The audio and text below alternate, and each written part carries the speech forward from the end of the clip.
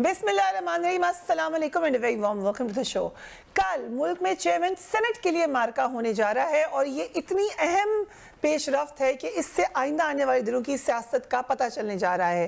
हुकूमत की जानिब से सादिक सिंजरानी जबकि PDM की जानिब से यूसुफ रजा गिलानी मद्दे मुकाबिल हैं। डेप्यूटी चेयरमैन सेनेट के लिए PDM के अब्दुल गफूर हैदरी और हुकूमत के लिए मिर्जा अफरीदी के दरमियान मुकाबला है। यूसुफ रजा गिलानी के सेनेट इलेक्शन में हुकूमती उम्मीदवार हफीज शेख को शिकस्त देने के बाद इस मुकाबले की अहमियत बढ़ गई है। वज़ीर आज़म इमरान खान ने इस हवाले से अपनी ट्वीट में दबे दबे लफ्जों में या ओपनली ही कह दिया है, लेट्स वॉच। कह रहे हैं अदल की बालादस्ती और कानून के बगैर रियासतें बिखर जाती हैं, क्योंकि जो ही रियासत अपनी इखलाकी बालादस्ती से महरूम होती है, बाख्तियार मुजरिमों से समझौतों NRO का दरवाज़ा खुल जाता है। ईवान बाला के हालिया इंतखाबात ने आश्कार किया कैसे हम अपनी इखलाकी सिमत खो रहे हैं। इससे पहले कि हम आगे चलें, क्या क्या मसाइल हैं इस वक्त, PMLN क्या कह रही है, पीपल्स पार्टी क्या कह रही है, but I will come to you Arif Hamid Bhatti sahab. Thank you so much for being on the program. क्या मैसेज दे रहे हैं प्राइम मिनिस्टर, किसको दे रहे हैं? बिस्मिल्लाहिर्रहमानिर्रहीम। फरीहा, मेरी इतला के मुताबिक प्राइम मिनिस्टर साहब पर सख्त दबाव है कि मरियम नवाज को बाहर देने दिया जाए और एहतसाब के सिलसिले रोक के महंगाई पे फोकस किया जाए, मजीद गिरफ्तारियां ना की जाए। मरियम नवाज का दबाव हद से बढ़ता जा रहा है बैरूनी और गैर मुल्की ताकतों के जरिए। मैं इसको यकीन से कहता हूँ, लेकिन मैं इमरान खान साहब ये भी गुजारिश करता हूँ, आप अदल की बात करते हैं, अदल को अदावत नहीं होना चाहिए। आप इंसाफ की बात करते हैं, इंसाफ को इंतकाम नहीं होना चाहिए।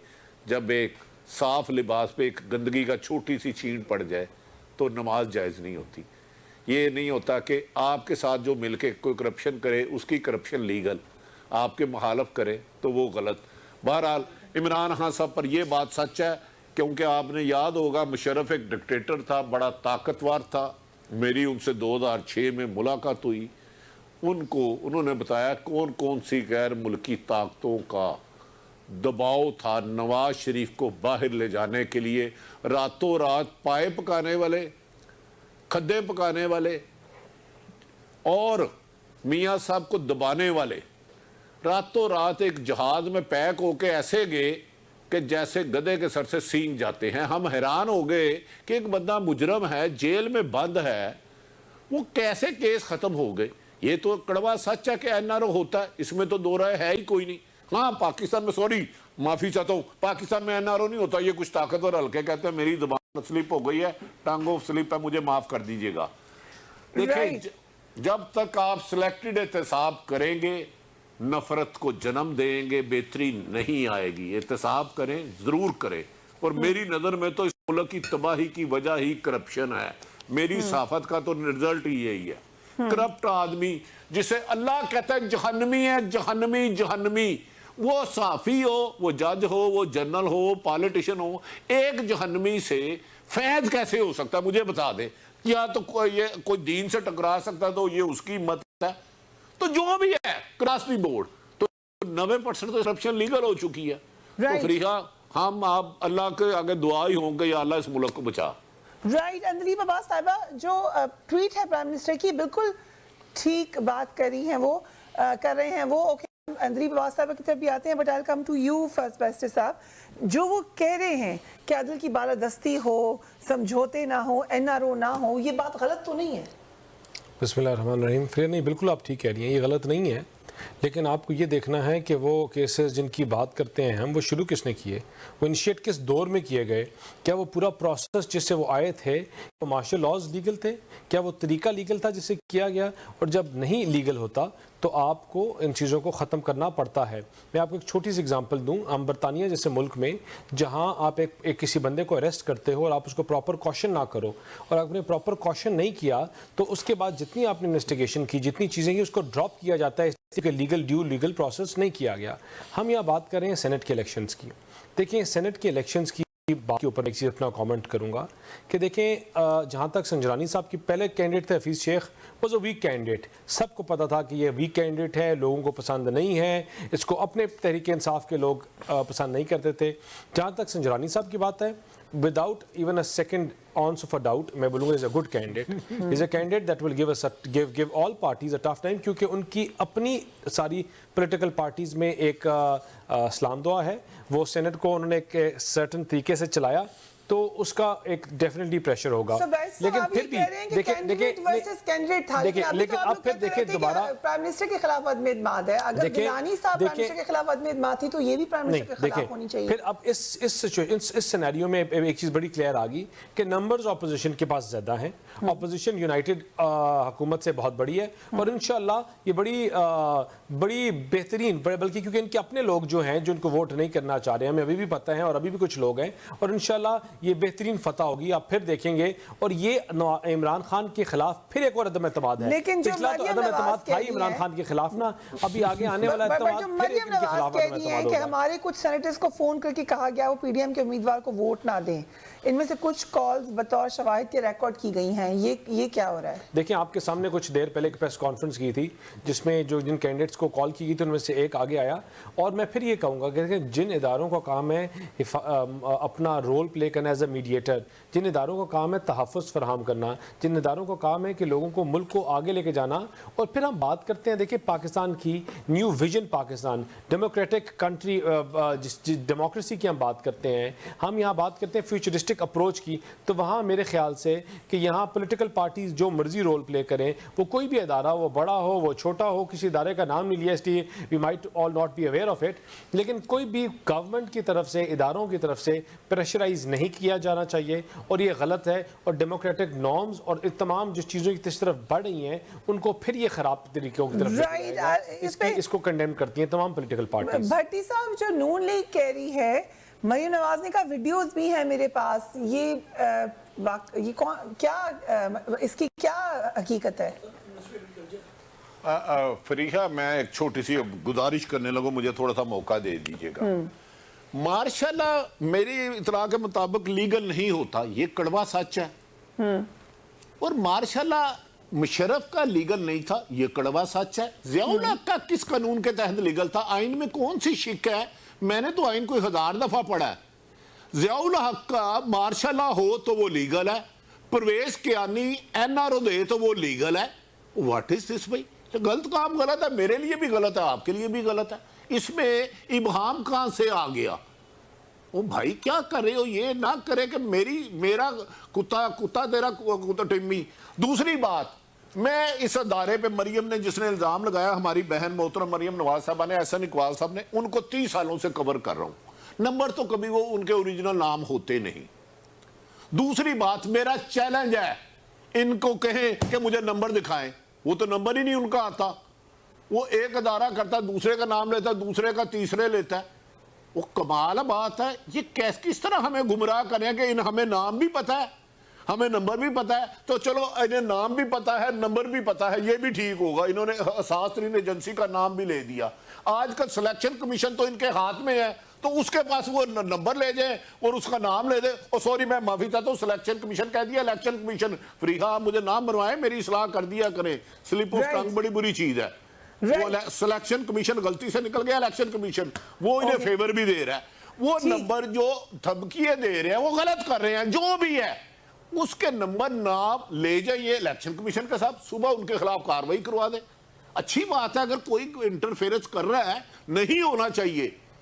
चाहे वो देखे गलत काम नवाज शरीफ के दौर में भी गलत है, जरदारी के भी और इमरान खान के भी गलत है। ये नहीं हो सकता कि आपके मुखालिफिन के दौर में काम हो तो उसको मैं कहूं गलत है या ठीक है। तो ये सुबह ले जाए सिलेक्शन कमीशन के पास। ठीक है, आप जो कह रहे हैं वही कह रहे हैं। मेरे ख्याल से भट्टी साहब, हम एक ब्रेक पे जाना पड़े। दिलीप अब्बास साहब अभी हमारे साथ मौजूद हैं। एक ब्रेक लेते हैं, पूछते हैं कि प्राइम मिनिस्टर की ट्वीट किस तरफ इशारा करी है और चेयरमैन सेनेट की विक्ट्री कितनी अहम है हुकूमत के लिए। Right after break.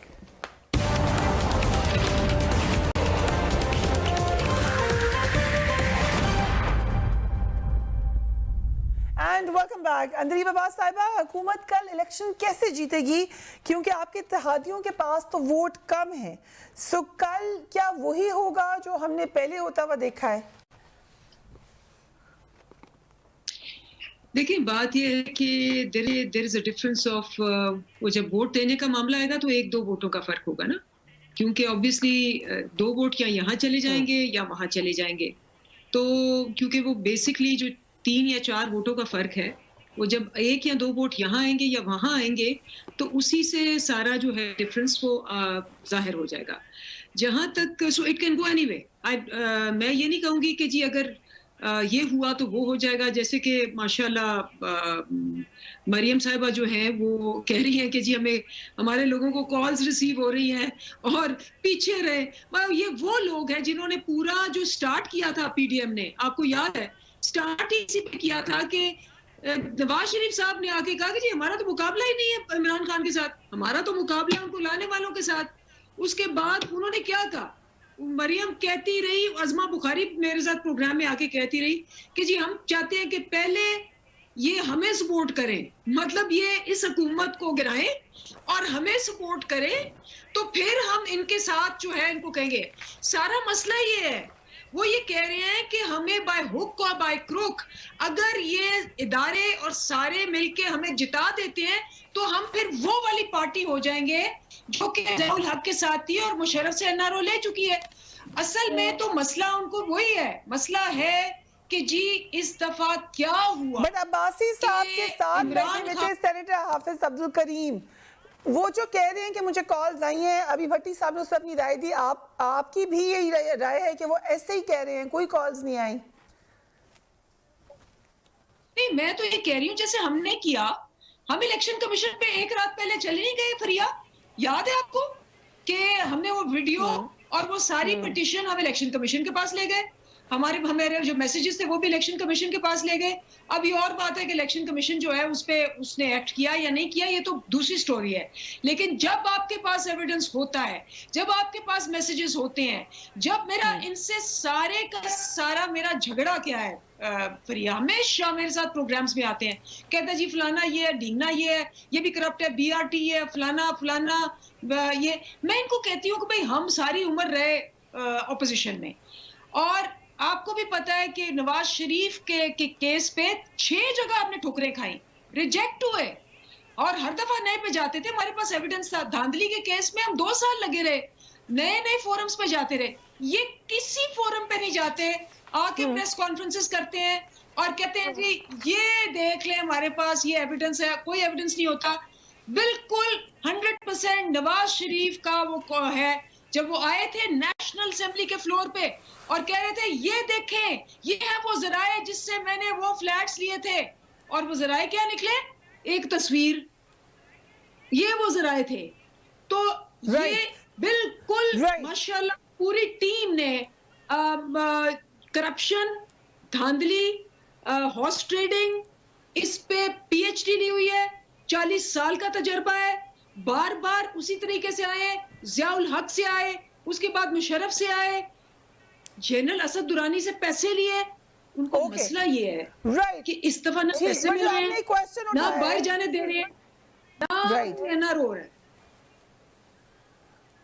लेकिन अभी भट्टी साहब ने कहा कि बड़ा प्रेशर है प्राइम मिनिस्टर पर, इस पे भी आते हैं। बट वैसे साहब आप तो लीगल तमाम दरवाजे जानते हैं, तो ये जो भी अंदरी बात साहब ने कहा ये अहम नुकता है कि इलेक्शन कमीशन के पास क्यों नहीं जाते लेके ये मसला, वजह से कि प्रेस कॉन्फ्रेंस करें कि हमें कॉल्स आ रही हैं। देखें जी, पहले तो मैं वेरी स्ट्रांगली कंडेम करूंगा, जब मैं इदारों की बात करता हूँ तो कोई भी इदारा हो हमें उसको इस तरह नहीं करना चाहिए। Selection commission we should not say it, and I think it pretty much is against the PEMRA rules itself to.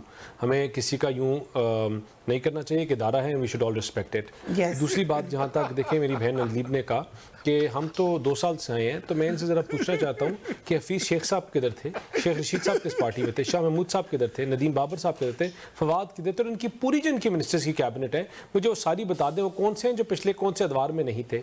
देखिए, जब हम इनकी इनकॉम्पिटेंस को एक्सपोज करते हैं और जब आवाम इनकी इनकॉम्पिटेंस को एक्सपोज करती है तो इनकी चीखें निकलती हैं, और जब इनकी चीखें निकलती हैं तो फिर ये इदारों का इस्तेमाल करते हैं हैं वो इदारे एंटी करप्शन हो गए, वो पुलिस हो गई, या वो डीसीज एसीज या जो भी कोई और हो गए, उनको ये इस्तेमाल करते हैं। और उनको जब इस्तेमाल करते हैं, ये मैं नहीं कह रहा, ये शायद आप भी ना कह रहे हैं, आपका सुप्रीम कोर्ट कहता है कि institutions are used for political engineering, for arms twisting. ये आपके सुप्रीम कोर्ट का ऑर्डर है और उस ऑर्डर में उन इदारों की बात की जाती है जो आर्म्स ट्विस्टिंग की बात की जाती है। देखिए अब देखिए बात सुने, जहां तक अब बात की है इन्होंने प्रेस कॉन्फ्रेंस की, तो उन्होंने बिल्कुल आपके सामने प्रेस कॉन्फ्रेंस करके रख दिया। जो उनको नाम है, जो उनके सबूत हैं, जो दलाइल है, वो उनको बेहतर पता है। और आई एम श्योर कि वो इलेक्शन कमीशन को भी देंगे, वो सबूत भी देंगे, इलेक्शन कमीशन को बताएंगे भी। और लेकिन बड़ा अनफॉर्चुनेट है कि ये ताकतवर जो लोग हैं हुकूमत में जब ये बैठे होते हैं तो किसी कमीशन को किसी चीज को चलने नहीं देते। यहाँ 3 साल तक फैसल वाडा स्टे ऑर्डर के पीछे छुपा रहा, तो इलेक्शन कमीशन क्या कर सकी? या इनकी और लोगों की आज तक, मैं और दूर की बात कर ले, my father is in London for last 1 year. आज लाहौर ने उनके खिलाफ पुलिस स्टेशन में एक FIR काट दी कि उन्होंने किसी पुलिस वाले को थप्पड़ मारा है। आज काटी। इनके इदारे इनके हाथ में इस तरह नाच रहे हैं कि जिसके खिलाफ ये जो FIR चाहे, जो विक्टिमाइजेशन करना चाहे, जो चीज करना चाहिए ये कर लेते हैं। तो आप क्या एक्सपेक्ट करते हैं कि ये लोग किस तरह प्रेशराइज इन्फ्लुएंस नहीं करेंगे? और इनके अपने मिनिस्टर्स आगे कहते हैं कि 10 दिन बाद ये होगा, 10 दिन बाद इसको उठाया जाएगा, इसको पकड़ा जाएगा।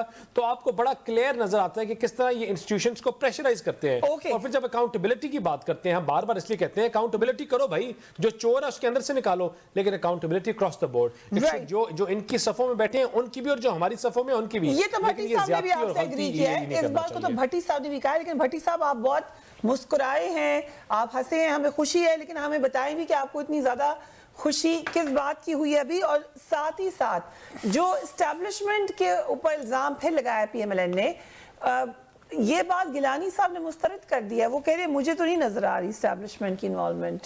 अच्छा फरीहा, मुझे टाइम दिएगा। बुत हमको कहें काफर, अल्लाह की रजा। अब मुझे जमहूरियत और जर्नलिज्म टीवी से सीखना पड़ा। मैं इनके मशकूर हूं। सिलेक्शन कमीशन नहीं कहना चाहिए, इलेक्शन कमीशन ही है। बिल्कुल ठीक है, इसमें तो इतना बड़ा सच मैंने देखा नहीं। आज SN इकबाल ने एक प्रेस कॉन्फ्रेंस की है, शाहिद हकान अब्बासी ने एक प्रेस कॉन्फ्रेंस की है, उन्होंने किसी NGO का नाम लिया है। क्या आर्मी चीफ और DGI से का रिजाइन मैंने मांगा है? क्या सुप्रीम कोर्ट पे हमला आरिफ हमीद भट्टी ने किया है? क्या जस्टिस कयूम को टेलीफोन आरिफ हमीद भट्टी ने किया है? क्या मुशर्रफ से NRO लेकर एक मुजरम को जहाज में बैठा के आरिफ हमीद भट्टी लेके गया था? क्या जियाउल हक का रेफरेंडम आरिफ हमीद भट्टी ने कराया था? क्या जियाउल हक को, ब्रिगेडियर कयूम को, जलानी को मैंने कोठी और गाड़ी दी थी? हमने मार्शाल्लाह दौर में 83 दिन लाहौर में जुलूस निकाला है मुशर्रफ के खिलाफ, जब नवाज शरीफ बैरून मुल्क जद्दा के रॉयल फार्म में रहते थे। अब मुझे जमहूरियत का आप ये सिखाएंगे? आप कहते हैं 4 जजों को बाहर फेंको, आप अदारोों का ये एहतराम करते हैं। आप कहते हैं हमने लोहे के चने हैं, हमें ना चुबाओ।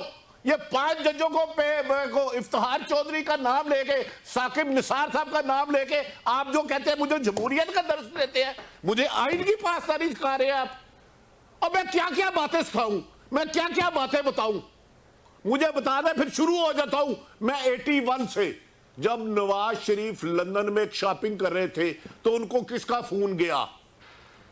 उनको किसका फोन गया? आओ डाके एक गड्डी दो तो एक कोठी दो तो लो। फिर मैं आपको बताऊंगा कि मुशर्रफ का मार्शल गलत था, नजायज था, एक मुंतखब हुकूमत का खात्मा किया, गलत था।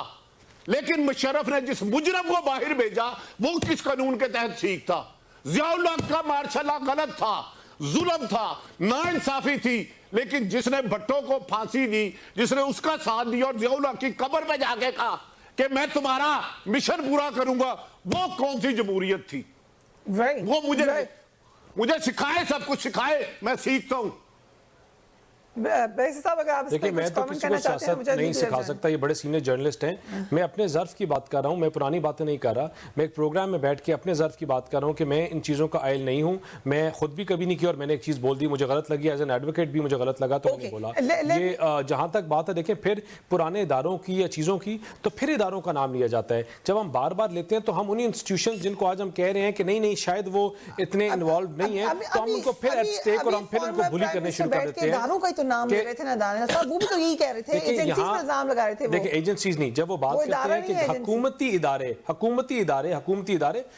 इदारे बहुत ज्यादा हैं, यहाँ बहुत ज्यादा हुकूमती इदारे हैं जो ये काम करते हैं, जो मनूवरिंग करते हैं, जो रात को बैठ के ये जोड़ तोड़ कर रहे हैं, और हुकूमती और बहुत इदारे होते हैं। ये मुझे सवाल उसकी बात करते हैं, या जो भी वो बात करें, उन इदारों की बात करें। जब इन्हें नेम कॉलिंग की तो बड़े खुल के की, और आज जब ये हुकूमती इदारों की बात करें तो हुकूमती इदारों की ही बात कर रहे हैं। राइट। अंदलीब अब्बास साहिबा, क्या चेयरमैन सेनेट के इलेक्शन में कोई हॉर्स ट्रेडिंग नहीं होगी, कोई इन्फ्लुएंस नहीं होगा? आर यू श्योर कि ये फ्री एंड फेयर होंगे?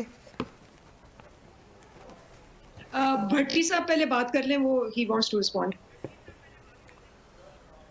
फरीहा जी भट्टी साहब, सिर्फ इतनी सबमिशन है, आज शाहिद खान अब्बासी और एहसन इकबाल ने जो प्रेस कॉन्फ्रेंस की वो चला दे, उसमें किस अदारे का नाम नहीं है, तो फिर मैं माजरत करूंगा। मेरे में इतनी अखलाकी जुर्रत अल्लाह ताला ने दी है, वो चलाए। फिर मैं आपको भेजता हूं जिसमें उन्होंने फौज को डायरेक्ट हिट किया है, मैं वो 101 क्लिप्स भेजूंगा, उसमें 100 में से 99 हुए तो मैं मुल्ज़म हो जाऊंगा। आज इनकी प्रेस कॉन्फ्रेंस चलाए एहसन इकबाल और शाहिद खान अब्बासी साहब की, किस अदारे का नाम लिया है? यार कमाल है यार, ये खुदा रसूल का वास्ता ये रविश छोड़ दे। हमारे लिए सारे पॉलिटिशियन काबिल एहतराम है, लेकिन ये नहीं हो सकता कि एक काम के मेरे लिए धांधली हो तो जायज, फरीहा के लिए धांधली हो तो इसको वाजिबुल कत्ल करार दे दो। This is not fair. इस तरह तो नहीं होता भाई आजकल। राइट। सो एक ही तरीके से सबको जांचना चाहिए, यही बात अपोजिशन भी कहती है, यही बात सब कहते हैं, मगर ऐसा होता नहीं है। अंदलीब अब्बास साहिबा, रिपीट माय क्वेश्चन। आप लोग बहुत शोर उठा रहे थे, सेनेट में लोग बिक गए, कल क्या दोबारा लोग बिकेंगे या फ्री एंड फेयर इलेक्शन होगा? देखिए, मैं आपको बताऊं, यही डिबेट है जिस पे हमने इतना स्टैंड लिया और इन्होंने उसको निगेट किया जब इनका अपना मतलब था। हमने कहा कि जी जो भी जीतेगा वो कहेगा कि जी बहुत जबरदस्त, हमने हॉर्स ट्रेडिंग बिल्कुल नहीं की ये, और जो हारेगा वो कहेगा कि जी हॉर्स ट्रेडिंग हुई। इसका हल क्या है? इसका हल है जो हम 6 महीने से और जब से आए कह रहे हैं कि जी आप शो ऑफ हैंड्स करें। शो ऑफ हैंड्स करेंगे तो ये चीजें नहीं हो सकेंगी। जब हम कहा कि शो ऑफ हैंड्स करेंगे, अक्टूबर में हम बिल लेके आए, इन्होंने क्या कहा आपको याद है? पहला सेशन जब हुआ, जब हम बिल लेके आए और क्वेश्चन आर पब्लिक क्वेश्चंस पे था, अब अवामी मसलों पे, ये अवामी मसलों की बजाय ये लेके आए। एक तस्वीर इनके हाथ में थी, मैं असेंबली में बैठती हूँ, मैं आपको वो आपने दिखाया भी है लाइव, वो जिसमें शहबाज शरीफ की तस्वीर थी, दूसरे ने तस्वीर पकड़ी थी खुर्शीद शाह की, और इन्होंने नारे मारने शुरू कर दिए और इन्होंने वॉकआउट्स किए और इन्होंने कहा हम ये बिल नहीं मानेंगे।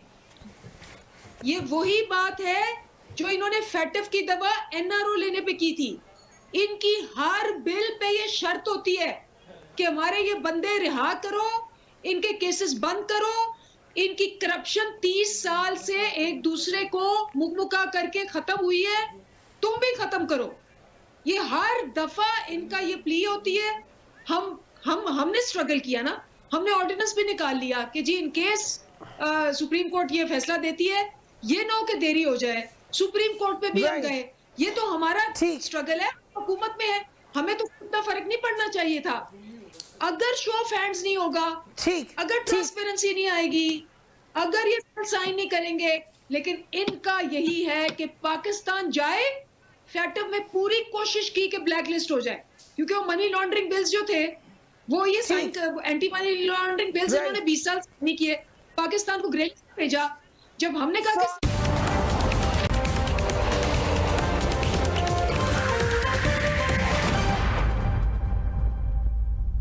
Welcome back. कल होने वाले चेयरमैन सेनेट के इंतखाबात में किसका पल्ला भारी है, इस पर एक निगाह डालते हैं। बज़ाहिर नंबर गेम में इस वक्त हुकूमती इत्तेहाद ऑपोजिशन से पीछे है, मगर ऑपोजिशन के लिए भी सूरत हाल इतनी आसान नहीं है, क्योंकि जमात इस्लामी और अवामी नेशनल पार्टी के वोट इंतहाई अहमियत अख्तियार कर चुके हैं। ऑपोजिशन के पास इस वक्त सेनेट में 52 वोट्स हैं, जिनमें से 21 सेनेटर्स का ताल्लुक पाकिस्तान पीपल्स पार्टी से है, जबकि 17 पाकिस्तान मुस्लिम लीग नून के अरकान हैं। 5 सेनेटर्स का ताल्लुक JUIF से है। अवामी नेशनल पार्टी और नेशनल पार्टी के पास 2-2 अरकान है। पख्तूनख्वा मिली अवामी पार्टी और बलूचिस्तान नेशनल पार्टी मेंगल के भी 2-2 अरकान। ऐवान में फाटा से 3 आज़ाद, जमात इस्लामी के 1 सेनेटर, बलूचिस्तान की सेनेटर नसीमा एहसान ANP में शामिल है, मगर उन्हें बलूचिस्तान अवामी पार्टी की भी हिमायत हासिल है। मुस्लिम लीग नून के सेनेटर इसहाक डार लंदन में मुकीम है। इस तरह अपोजिशन के पास कुल नशिस्तें 51 रह जाती हैं। बैरिस्टर साहब, ये तो एक नंबर गेम में हम बैठे हुए हैं, लेकिन ये कई सालों से चल रहा है ये नंबर गेम। सेनेट का मकसद ये था कि इक्वल रिप्रेजेंटेशन हो जाए ऐवान में on British model, you understand British system.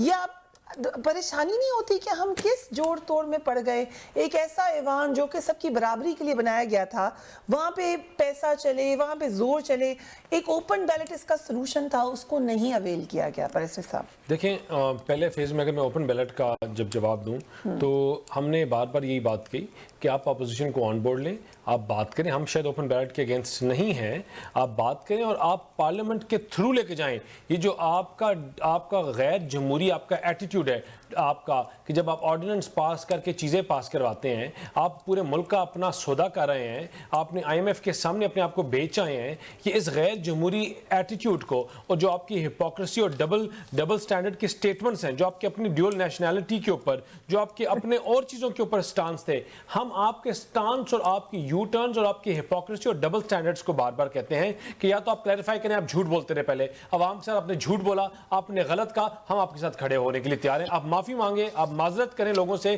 कि जितनी आपने बातें की, वो 35 पंचर थे, वो और चीजें थी, वो सब झूठ थी। तो हम ये मान कर नहीं, देखिए, पहले ये हमारे बार बार चीजें हैं कि डेमोक्रेटिक नॉर्म्स को ये फॉलो करें। पार्लियामेंट है, पार्लियामेंट एक सुप्रीम इदारा है, उसके अंदर ये बिल लेके आए, उसको पास करें। जब ये ऑर्डिनेंस पास करते हैं, ऐसी हरकतें करते हैं, तो हम इनको अपोज करते हैं। वो बार बार अपोज किया और ये बार बार एक्सपोज भी हुए अपने झूठी बातों की, अपने झूठे वादों के सामने। और आज फिर हम इनसे कहते हैं कि देखिए, आपके तमाम गिले माफ, 100 खून माफ, आप इस मुल्क की जमहूरियत के लिए, आप इस मुल्क की मैशत को ठीक कर दें, आप गुर्बत को बेहतर कर दें, आप इकोनॉमी के ऊपर जो बात करते हैं, जो आप बार बार वादे करते थे, जो आप अरबों रुपए की बात करते थे, वो आप ले आए। आप जो घरों की बात करते थे, आप लोगों को बेरोजगार कर रहे हैं, लोगों के घर गिरा रहे हैं, और अपने घर आप जब लीगलाइज कर रहे हैं, खुदारा इस मुल्क को वो घर दे दें। नौकरियों की बात करते थे, आपने किधर 6.12 से लेकर आप अपनी मुल्क की इकोनॉमी को नेगेटिव पे ले गए। और आज भी जब दुनिया की इकोनॉमी कोविड के बाद ग्रो कर रही है, कोई 7 कोई 8% पे ग्रो कर रही है, आप फिर 1 पे बैठे हुए हैं कि खुदा उसको आप बेहतर करें तो आपकी हर चीज माफ। आपको शायद आपको सुनने के लिए भी तैयार हो, पाकिस्तान की आवाम भी तैयार हो। आज आप जो डब्बा खोलेंगे, इनके खिलाफ आवाज निकलेगी, इनके खिलाफ आवाज निकलेगी, इनके खिलाफ वोट लेकिन एक बड़ी अहम बात कह चुके हैं भट्टी साहब, मैं उसकी तरफ वापस जाऊंगी। आपने कहा कि प्रेशर है प्राइम मिनिस्टर पर। एक टेक्निकल सवाल है भट्टी साहब कि अगर मरियम, क्योंकि नवाज शरीफ साहब भी गए हैं मुल्क से बाहर, इस मुल्क में ऐसे होता रहा है, अगर मरियम नवाज भी चली गई तो क्या फिर भी प्राइम मिनिस्टर कहेंगे कि NRO नहीं दूंगा? देखिए, मैंने अपनी आपको अर्ज किया है कि मरियम के लिए गैर मुल्की ताकत का भी सख्त दबाव है, पाकिस्तान से भी दबाव है। मेरी इतलात के मुताबिक इमरान खान साहब नहीं माने, इसी वजह से 180 मेंबरान असम्बली उनके थे, 160 उनके थे, तो उसी वजह से वो इलेक्शन लूज कर गए।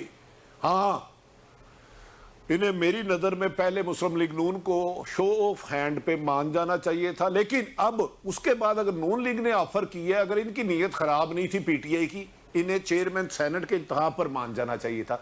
बदकिस्मती ये है फरीहा, जो फ्रॉड मेरी फेवर में हो वो अच्छा ही हो जाता है, जो आपकी फेवर में हो खुदारा इस मुल्क को आगे लाए। छोड़ दे ये क्या हुआ, हम तो बुरे हैं ना। आज बिलावल इन्हें बहुत अजीज है। बिलावल ने कहा था मेरी माँ को मरवाने के लिए उसामा बिन लादन से नवाज शरीफ ने पैसे लिए थे। अब मुझे ये बताया मैं ये हिस्ट्री कहाँ से ले जाऊँ? इमरान खान साहब ने जो वादे किए थे वहां से वो पूरे नहीं किए। मैं बता देता हूँ, मेरी इन्फॉर्मेशन एज ए रिपोर्टर, डस्के में सरकारी वसाइल इस्तेमाल हुए हैं। भाई मैं किसी एक जमात का तर्जमान नहीं हूँ, मैं एक जर्नलिस्ट हूँ और मेरा काम है फैक्ट बताना।